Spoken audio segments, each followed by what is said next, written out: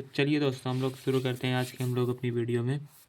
आज हम लोग देखेंगे कि विज्ञान पेपर 2026 में पूछे गए सारे के सारे ही प्रश्न जो आप लोगों को इस बार करके जाना है, क्योंकि ये पेपर में वही आएगा जो पेपर मैं बना के दे रहा हूँ। ये पेपर बोर्ड का सीधा है, तो समझ लीजिएगा आपका बोर्ड में डायरेक्ट सीधा के सीधा छप जाएगा। तो आप लोग कुछ निर्देशांक हम लोग जैसे पढ़ लेते हैं कि प्रश्न पत्र 2 खंडों में है, आ और बा में विभाजित है, खंड बा में 3 है। तो ये सारे प्रश्न आप पढ़ सकते हैं, ये आपकी जानकारी के लिए हैं। आप ऐसे देख सकते हैं, एक बार में इसे पढ़ सकते हैं वैसे। तो चलिए कि जैसे कि हम लोग अब पेपर को हम लोग देखते हैं।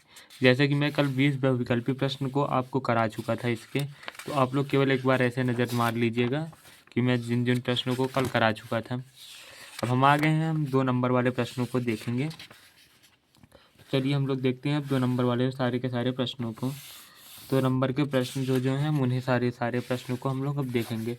चलिए कि ये जो पेपर है इसे मैंने एक शॉर्ट पेपर में करके रखा है, जिसे प्रिंट करा रखा है, हम लोग उसे देखेंगे। तो चलिए हम लोग देखते हैं उसे पेपर को। तो आइए हम लोग देखते हैं। जैसे कि आप लोगों को पता होगा ये सब आप लोग देख चुके हैं।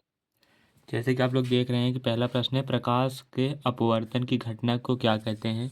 प्रकाश का अपवर्तन क्या होता है? जब प्रकाश एक माध्यम से दूसरे माध्यम में जाता है तो अपने मार्ग से विचलित हो जाता है, जिस घटना को प्रकाश का अपवर्तन कहते हैं। तो चलिए हम लोग ऐसे अब मौखिक सुन लिया, अब हम लोग देखते हैं लिखित। जैसे कि हम लोग देखेंगे कि प्रकाश का परावर्तन किसे कहते हैं। जैसे प्रश्न आप लोगों ने देखा, तो प्रकाश किरणों के एक माध्यम से दूसरे माध्यम में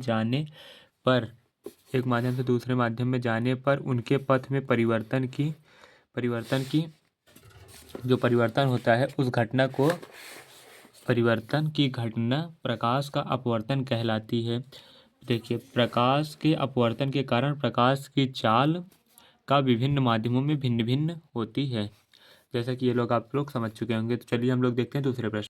चलिए हम दूसरे प्रश्न को देखते हैं कि नेत्र के दीर्घ दृष्टि दोष तथा उसके संशोधन पर संक्षिप्त टिप्पणी लिखिए। तो नेत्र के दूरदृष्टि दोष तथा उनके संशोधन पर संक्षिप्त टिप्पणी लिखना है। चलिए हम लोग देखते हैं संक्षिप्त टिप्पणी कैसे लिख। चलिए हम लोग देखते हैं दूरदृष्टि दोष का निवारण। दूरदृष्टि दोष को दूर करने के लिए उचित फोकस दूरी वाले उत्तल लेंस, बहुत इंपॉर्टेंट है, उत्तल लेंस के चश्मे का प्रयोग किया जाता है।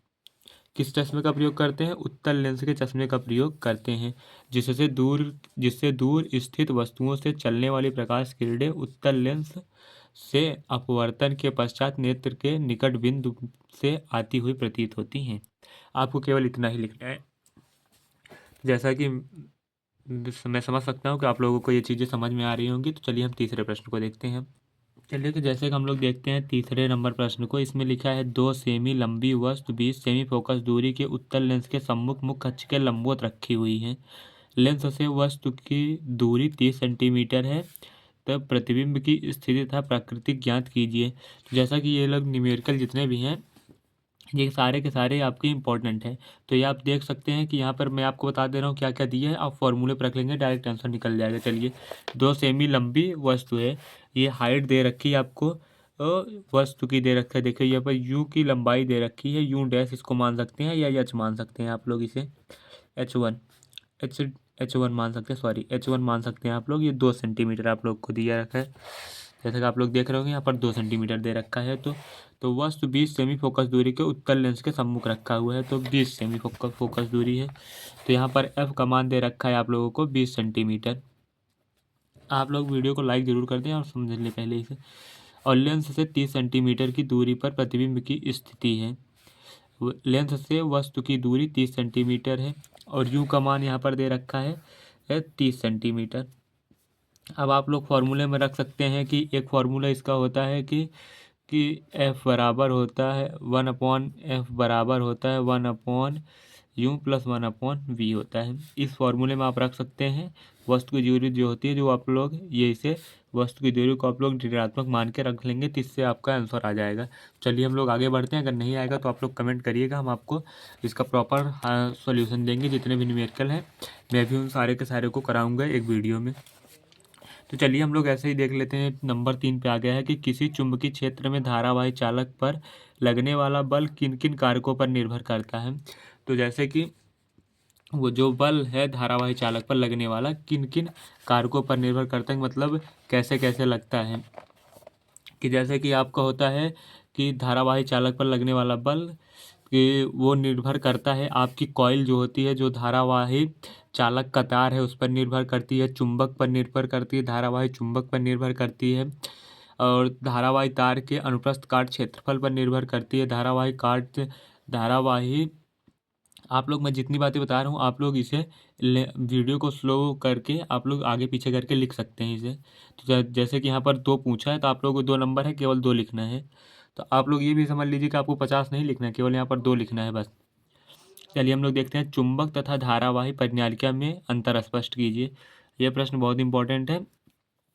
आप लोग चुंबक और धारावाही परिनालिका में अंतर स्पष्ट करना है कि धारावाही परिनालिका भी चुंबक की तरह कार्य करती है। और चुंबक में आप लिख देंगे इसे स्वतंत्रता पूर्वक लटकाने से, या सॉरी वो दोनों सेम हो जाएगा। आप लोग लिख सकते हैं कि चुंबक में बल रेखाएं उत्तरी ध्रुव से दक्षिण ध्रुव की ओर निकलती हैं, लेकिन इसमें जो होता है मतलब एक ध्रुव से दूसरे ध्रुव पर जाकर समाप्त नहीं होती हैं, एक परवलय बनाती है, लेकिन इसमें एक ध्रुव से दूसरे ध्रुव पर निकलकर समाप्त हो जाती हैं। आप लोग 2 अंतर ये मैं बता दूँ, आप लोग ये लिख सकते हैं, वरना मैं इसे पूरा का पूरा आप लोगों को एक कॉपी में लिख के बता दूंगा अगर आप लोगों को कमेंट करेंगे तो। धारावाही चालक से संबद्ध चुंबकीय क्षेत्र की दिशा ज्ञात करने के लिए दक्षिण हस्त अंगूठा नियम लिखिए। सीधे धारावाही चालक द्वारा उत्पन्न चुंबकीय क्षेत्र रेखाएं को दर्शाइए। चलिए कि आप लोग ऐसे देख लीजिए, दिए गए परिपथ ए में एवं बी के बीच विद्युत तुल्य प्रतिरोध 5 ओम प्रतिरोध सिरों के बीच विभवांतर की गणना कीजिए। यहाँ पर आपको विभवांतर ज्ञात करना है। ये दोनों कैसे हैं, समांतर क्रम में है। तो समांतर क्रम में फॉर्मूला इसका क्या होता है, तो ये डायरेक्ट समांतर क्रम में होता है। 1/r बराबर होता है 1/r1 प्लस 1/r2।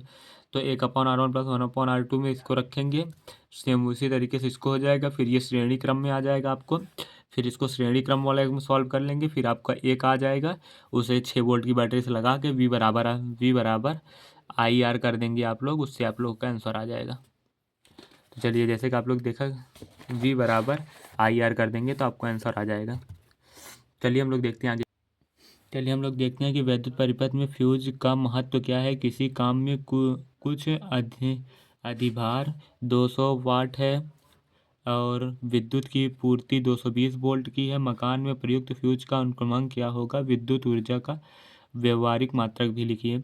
इसमें आपको तो 2 नंबर, 1 नंबर इसके मिलेंगे, 1 नंबर इसको मिलेगा, तो ये 200/200 कर देंगे, यहाँ पर 10 आंसर आ जाएगा ये जो है। और मकान में प्रयुक्त फ्यूज का नामांकन, क्योंकि विद्युत ऊर्जा का व्यवहारिक मात्रक क्या होता है, तो विद्युत ऊर्जा का व्यवहारिक मात्रक शक्ति होता है। घरेलू विद्युत परिपथ में प्रयुक्त तारों के नाम तथा आवरण तारों के रंग लिखिए। घरों में प्रयुक्त होने वाले तार होते हैं लाल, हम लोग का काला और नीला, 3 तार प्रयुक्त होते हैं। ये लिख दिया आपको, 1 नंबर इसमें मिल जाए। घरेलू विद्युत परिपथ में प्रयुक्त तारों के नाम तथा आवरण तारों के रंग। तार किस किस से बने होते हैं, हम लोग का एल्युमिनियम का प्रयोग होता है और कॉपर का प्रयोग होता है। तो एल्युमिनियम और कॉपर आप लिखेंगे तो 1 नंबर इसमें मिल जाएगा। तो जैसा कि आप लोग IPSC करना है तो मैं इसे बता चुका हूँ, मैं फिर से बता दे रहा हूँ। निम्नलिखित में का IPSC नाम लिखिए। चलिए यहाँ पर हम लोग देखते हैं, आप लोगों को चालू कहाँ से करना होता है कि जहाँ से क्रियात्मक समूह लगा होता है, जैसे Cl Br Ag ये सब चीज़ जहाँ से लगी होती है वहीं से क्रमांक चालू होता है। तो ये इस कार्बन से लगा, यहाँ पर 1 2 3, यहाँ पर 3 है ना, तो मेथ एथ प्रोप। अब हम लोग को देखना है कि एक पे क्या लगा है, क्या हम लोग का लिखा है, हम लोग को लिखेंगे 1, यहाँ पर लिखेंगे ब्रोमो, 1 ब्रोमो। अब क्या बचा, meth eth prop, 1 bromo 1 bromo propane. IPSC नाम 1 ब्रोमो प्रोपेन हो जाएगा। ऐसे ही इसका भी हो जाएगा।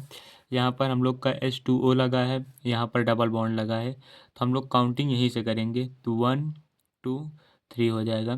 तो यहाँ पर लगा है डबल बॉन्ड, तो यहाँ पर H2O है। तो यहाँ पर जल का तो हम लोग वैसे लिखते कुछ नहीं है, तो हम लोग लिखेंगे यहाँ पर मेथ एथ प्रोप।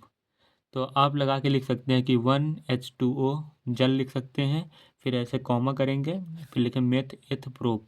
तो 1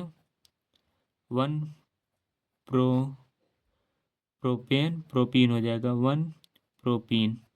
आप लोग 1 प्रोपीन भी लिख सकते हैं, या तो आप लिख दीजिए पहले 1 1 प्रो 1 आप लोग 1 पे लिखिएगा इन, फिर लगाइएगा प्रोटीन पूरा, तो ये आपका सही आंसर हो जाएगा। चलिए हम लोग देखते हैं कि अब क्वेश्चन नंबर ये सारे देख लेते हैं। संयोजन अभिक्रिया का एक उदाहरण लिखिए, केवल समीकरण लिखना है। संतुलित समीकरण लिखिए। ये सारी के सारे मैं वीडियो बना चुका हूँ, आप जितने भी देख रहे हैं। Boric chloride plus aluminium sulphate से barium sulphate plus aluminium chloride, आपको केवल इसका नाम वो लिखना है। निम्नलिखित तत्वों का इलेक्ट्रॉनिक विन्यास लिखिए, सोडियम और क्लोरीन का, ये भी मैं सारा करा चुका हूँ। निम्नलिखित समीकरण को संतुलित कीजिए, समीकरण को संतुलित करना भी मैं बता चुका हूँ कैसे किया जाता है। यहाँ पर 3 है तो यहाँ पर 3 लगाया जाएगा, यहाँ पर 3 होगा, यहाँ पर 3 हो गया है। यहाँ पर हाइड्रोजन कितना है, 4 है, यहाँ पर 2 है तो यहाँ पर 2 से गुणा कर दीजिएगा, सारा का सारा चीज़ बराबर हो गया।